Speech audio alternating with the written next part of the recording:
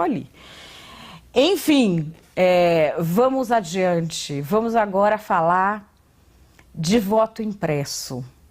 Será, Brasil, que teremos? Será que não teremos? Vamos a Brasília. Thaisa Oliveira, boa tarde. Oi, Madá, boa tarde, tudo bem?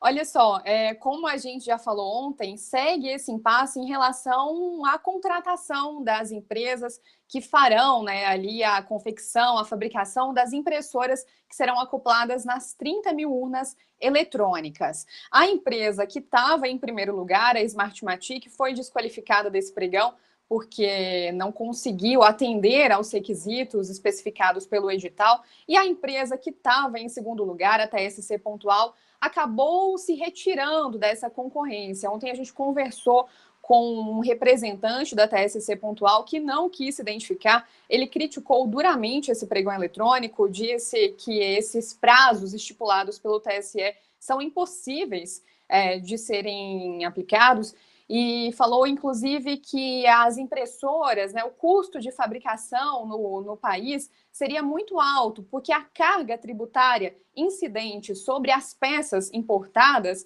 não compensariam, então, o custo de fabricação. Segue esse impasse, o que a gente tem até agora é que a Smartmatic entrou com recurso e aí ela é a única empresa atualmente que está tentando ali entregar essas 30 mil impressoras que serão usadas. Fora isso, tem aquela outra questão que a gente já comentou aqui, em relação ao pedido da Procuradora-Geral da República para que o STF cancele tudo, cancele essa história. Nas eleições de outubro, a PGR argumenta que essa medida vai acabar afetando ali o sigilo do voto impresso. Mas bem, mudando de assunto, isso para quem quiser, a gente já subiu no blog, tá tudo lá explicadinho, esse imbróglio em relação a essa licitação. Agora, mudando de assunto, a gente fala sobre um outro tema em relação a essa questão da intervenção federal no Rio de Janeiro.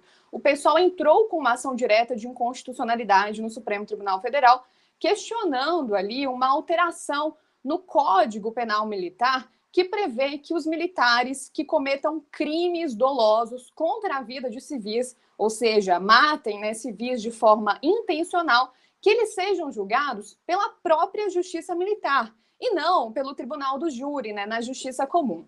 Essa foi uma alteração sancionada pelo presidente Michel Temer em outubro do ano passado. A lei saiu do Senado Federal garantindo que os militares que cometam, então, esses crimes contra a vida de civis de forma intencional, se eles estiverem a serviço ou do presidente da República, ou do ministro da Defesa, né, ou em relação àquelas missões da garantia da lei e da ordem, as chamadas GLOs, se os militares, nessas condições, ou seja, englobando ali a questão da intervenção federal no Rio de Janeiro, que eles sejam julgados pela Justiça Militar, por colegas, e não pelo Tribunal do Júri na Justiça Comum. Então, o pessoal levou essa ação direta de inconstitucionalidade ao Supremo Tribunal Federal e o advogado do pessoal, André Maimone, ele questiona isso, diz que o pessoal argumenta que essa medida acaba privilegiando alguns segmentos da sociedade e ferindo o princípio da igualdade que está previsto em lei. Nós estamos criando uma regra de exceção voltada para um segmento específico da sociedade inteira. Obviamente, numa tentativa de beneficiar, de estabelecer um privilégio para determinado segmento. Então, assim, vai se construindo uma ideia de corporação, de privilégio, de preservação dos militares envolvidos. Além dessa questão, né, de que ao ser julgado por um tribunal especial, o Tribunal da Justiça Militar, os militares acabam, digamos assim, levando vantagem, se destacando em relação ao restante da população, o pessoal acredita que essas medidas acabam criando um clima de corporativismo nos julgamentos, né, já que aí os militares seriam julgados pelos próprios pares. Mas o advogado ali do Tribunal da Justiça Militar do Estado de São Paulo, Marcelo K., ele argumenta que uma medida assim pode gerar o efeito oposto ao esperado. Diferentemente do que argumenta o pessoal, ele acredita que o Tribunal do Júri da Justiça Comum é capaz de punir de forma menos severa do que o próprio Tribunal da Justiça Militar. muito provavelmente nós vamos ter um júri muito mais condescendente com as forças militares do que a própria justiça militar. Por quê? Na hora que o sujeito é julgado pelo tribunal do júri, sempre fica aquela coisa, ele estava lá e matou um traficante. Então, normalmente, essa justiça, por mais paradoxal que possa parecer, acaba sendo muito mais leniente com a truculência policial e a truculência agora das Forças Armadas do que a própria justiça especializada. Na época que essa lei foi aprovada, foi sancionada pelo presidente Michel Temer em outubro do ano passado, algumas entidades de direitos humanos questionaram a lei porque, além do julgamento, todo o processo de investigação seria alterado, ou seja, os militares eles seriam investigados e julgados pelos próprios militares. Nessa época, então, em outubro do ano passado, essa lei já foi contestada, e um outro ponto que foi duramente criticado ano passado foi o fato de que a lei, ao sair do Senado Federal, ela previa que essa transferência de foro, digamos assim, fosse apenas durante o período das Olimpíadas do Rio de Janeiro. Mas na hora de sancionar a lei, o presidente Michel Temer acabou vetando esse artigo, né, que acabava estabelecendo ali um prazo de duração para essa transferência de foro, e assim a transferência ficou por prazo indeterminado. Então agora, movidos, né, por essa questão da intervenção federal no Rio de Janeiro, onde os militares estão atuando em parceria ali com as forças de segurança do Estado, o pessoal resolveu levar essa ação direta de inconstitucionalidade ao STF, pedindo, então, que o Supremo avalie se a lei é ou não é inconstitucional. Isso chegou ontem ao STF e agora está nas mãos do ministro Gilmar Mendes, Madá. E o que a gente tem que ver, né, Thaís, é como isso vai ficar com relação à mesma lei do ano passado. Aliás, eu tenho até um vídeo no meu canal. No meu canal, pessoal, Marcelo K., em outubro do ano passado, falando dessa lei. Porque a imprensa inteira de São Paulo estava falando dessa lei como se isso fosse virar o Carandiru, como se os militares fossem todos bandidos que fossem poupar a maçã podre do cesto. Acontece que militar é hierarquia e disciplina. Se você tirar do militar, como se tem feito, o condão de punir o militar que se desvia, aquilo vira uma bagunça. E isso acontece quando você passa o crime para o tribunal do júri. Vocês acham o quê? Que a pessoa vai botar a carinha dela linda lá no júri e vai votar para condenar um militar que assassinou uma pessoa por querer? Claro que não, porque ela vai ser a próxima a ser assassinada.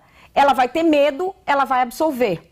O que a gente vê nos tribunais militares, isso vocês podem pegar os números. No vídeo eu pus os números, inclusive. Os tribunais militares são muito mais duros com a condenação de militares do que o tribunal do júri.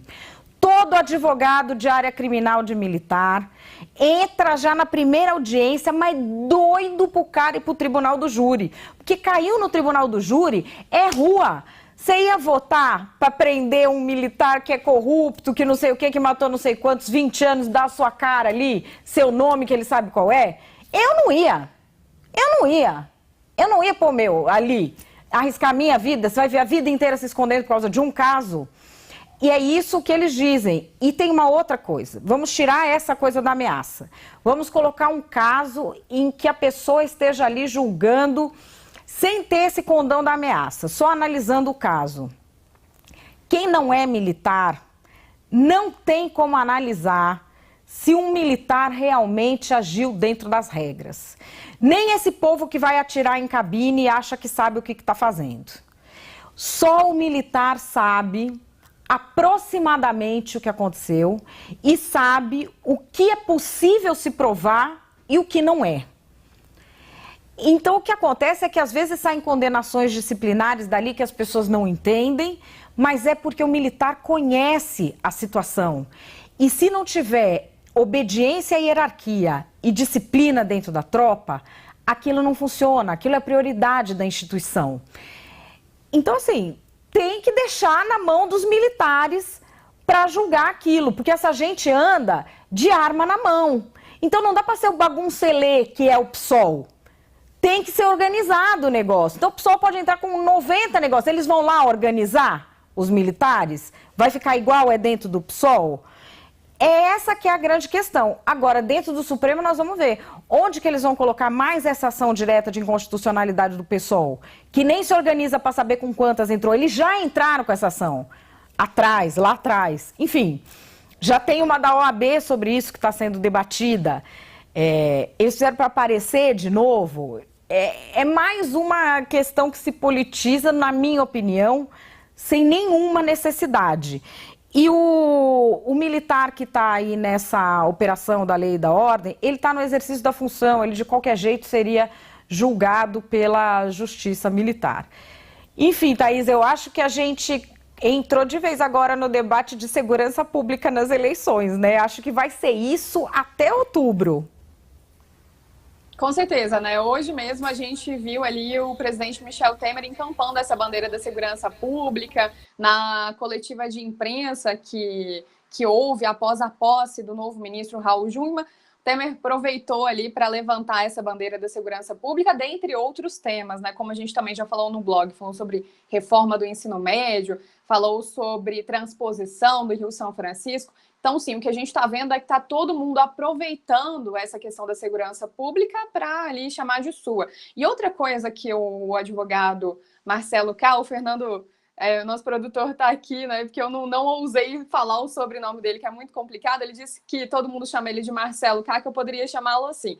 Ele fala que, para além dessa questão que você mencionou, Madá, de existir o receio, né, de uma pessoa comum julgar um militar, ele diz, por exemplo, se um militar mata um traficante, uma pessoa ali que é reconhecidamente um assassino, um traficante, há um clamor popular para que as pessoas se identifiquem com aquele militar, no sentido de que ele acabou fazendo um serviço, né, prestando um serviço à população. Então, esse é um tema extremamente delicado, extremamente sensível. Então, esse é um outro argumento que ele traz, né? Além desse receio de que a pessoa, o civil, como julgue o militar no tribunal do júri, há também, ele, digamos, uma convalescência pelo fato de o militar, muitas vezes, ter matado um assassino ou um traficante. E aqui em São Paulo há um trabalho muito intenso da corregedoria da polícia com isso, porque às vezes a população está vendo aquela cena. Este policial matou um traficante ou matou um assassino, mas às vezes ele faz parte de outra quadrilha que a polícia está querendo tirar de dentro da polícia. E isso a população não sabe. Então, assim, eu defendo por isso, nós estamos numa situação da mais absoluta exceção no país. E as coisas têm que entrar nos eixos. Então, assim, a população às vezes quer fazer o bem pelo caminho torto. Não há caminho fora da lei. E as pessoas querem dar um jeitinho. Ah, mas matou um traficante, estava certo. Tem que ser na lei. Toda vez que a gente está no caminho torto, é desvio. Não tem outro nome. É uma questão muito complicada, mas enfim, nós vamos acompanhar aí todos esses debates até a época da eleição. Eu espero que agora o pessoal comece a ouvir o que o povo mesmo quer falar sobre segurança pública. Eu vou arriscar o nome. Ô, produção, posso arriscar o nome? Pode, é você que está indo. Eu tô aqui só na sua consciência. O que eu ganho? Daí eu vou negociar com a alta cúpula aqui. O que você está negociando aí? Não posso dizer. Então tá. O Marcelo K. chama Marcelo Knopfelmacher. Eu acho que eu cheguei perto. Eu tinha dito Knopfelmacher. Mas você falou a mesma coisa. O seu húngaro é melhor. Mas ele não é húngaro. Não, mas é tudo húngaro pra mim. Confundiu é húngaro. Você não acha que isso é racismo? Thaís, aí a gente precisa prender ele. Chama o pessoal do PSOL aí, vê se eles não vêm aqui levar a produção presa, porque ele falou confundiu, é húngaro. Eu acho que isso foi racismo. Estou pedindo retratação já. Perdão. Então tá certo, Thaís, é isso. Até amanhã, um beijo. Não, o Fernando já tinha falado ali, você não vai falar o sobrenome dele, não? Não vou falar, Marcelo K., mas então tá explicado, viu? Até amanhã. Até amanhã. Bom, a notícia que vocês